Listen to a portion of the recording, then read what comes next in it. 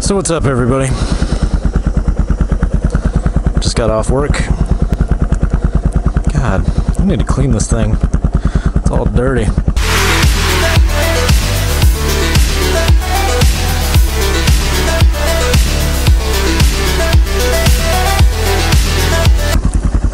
So, as you guys have probably heard me say a couple times, I have a converted over dual sport, which basically means my bike was not a motocross bike. It was a dual sport, so it was already street legal. So having this, I wanted to give the top 5 reasons why to own a converted over dual sport Supermoto. First of all, from an economic standpoint, they're cheap. They're really damn cheap. So having a CBR 929 and a ZX7R and access to an R6, a YZF 600R, the CBR F4i, the 600. They never made an F4i in any other model, as far as I know. What else? An R1, a GSXR 1000, GSXR 750, 600. These are all bikes I had access to on a regular. Everything I've ridden, there's too many damn things to name. I've ridden TLRs, TLSs, RC51, Superhawks, VMAXs, V-Stars in a wide range. I've ridden only 2 Supermotos, this and a DRZ 400. It was an SM. It was weird. I've also ridden small bikes, little 250s, Ninja 636. The list goes on. Out of all of that, I think this is probably one of the cheapest bikes I've ever had or ever been around. Tires, typically for a super sport, are anywhere from like $200 for your rear-ish, 180, anywhere from 160 to 200.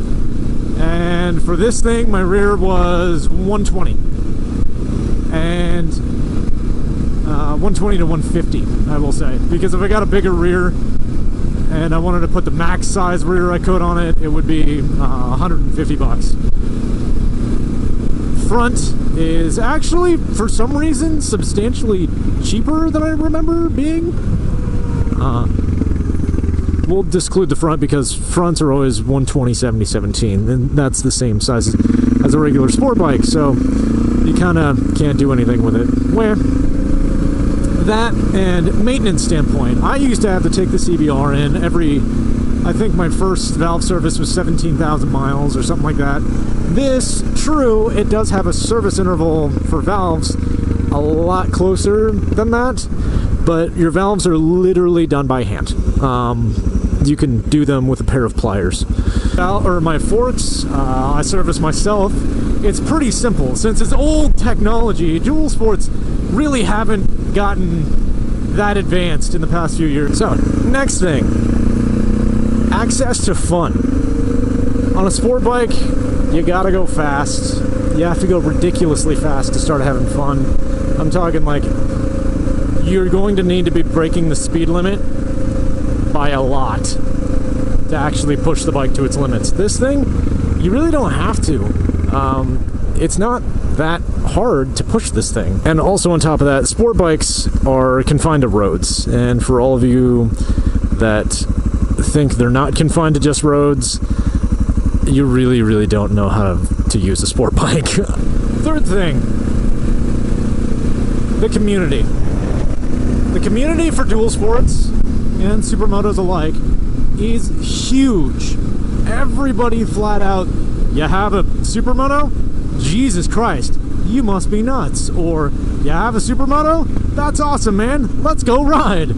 Supermotos fit in anywhere. Literally anywhere. You might be the slowest guy in the pack at times in the straights, but definitely not in the corners. These things, you can lay them down like no tomorrow, and they keep taking it and they want more. And also, if you ever have questions, problems, or need answers, or even somebody to be around just to talk to, you got friends being on a bike, you have more friends being on a dual sport or a supermoto. So it turns out I have already stated another one, and that would be built for abuse. These things are engineered to take a beating. Flat out, you're supposed to be able to take these things off-roading and do whatever the hell you want with them. I mean, granted, they tend to, you know, fall apart when you wad them up and throw them into a tree, but for the most part, they do pretty goddamn well. You have more access to all-weather riding. On a sport bike, try and drift in the snow on a sport bike. It sucks. It sucks ass riding in the winter on a sport bike.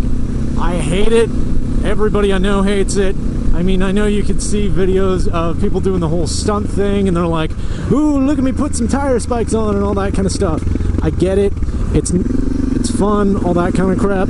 But in all actuality, you're not going to do that. You're not going to have an extra set of winter tires,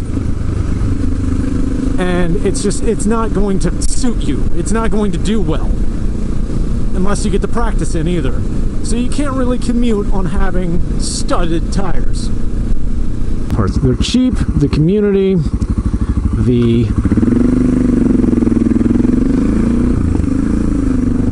you can ride it anywhere, you have access to anywhere.